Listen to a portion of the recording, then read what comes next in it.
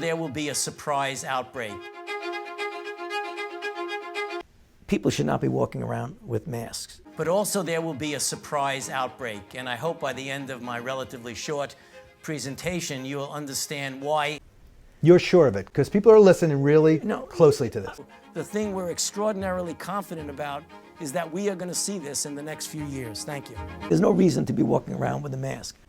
You're sure of it. I think we need to be uniform in some fundamental principles. I'm referring to them now as the fundamentals. And the fundamentals are not rocket science. It's universal wearing of masks. And then the other thing that I aspirationally hope to be able to encounter is the ability to rapidly respond to something brand new, whether it's a brand new pandemic or, as you mentioned, a brand new attack upon us deliberately by bioterror. This email said, quote, I wanted to say a personal thank you on behalf of our staff and collaborators for publicly standing up and stating that the scientific evidence supports a natural origin for COVID-19 from bat to human spillover, not a lab release. Of course corona escaped from a Chinese virology lab, duh. 70, 75%. It's a range. The range is going to be somewhere between 70 and 85%. The reason I first started saying 70, 75, I brought it up to 85. That's not a big leap to go from 75 to 85. It was really based on calculations. I'm not obfuscating the truth.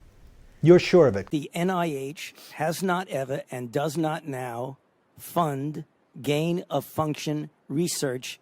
Dr. Barrett does not doing gain-of-function research, and if it is, it's according to the guidelines. What do you think, it came from a wet market? Come on. Dr. Fauci, knowing that it is a crime to lie to Congress, do you wish to retract your statement of May 11th where you claimed that the NIH never funded gain-of-function research in Wuhan? Senator Paul, I have never lied before the Congress, and I do not retract that statement. You're sure of it, because The National Institute of Health admitted this week that it funded controversial gain-of-function research using coronaviruses at a lab in China at the epicenter of the pandemic. The threats upon my life, harassments of my family and my children with obscene phone calls because people are lying about me. And if anybody is lying here, Senator, it is you.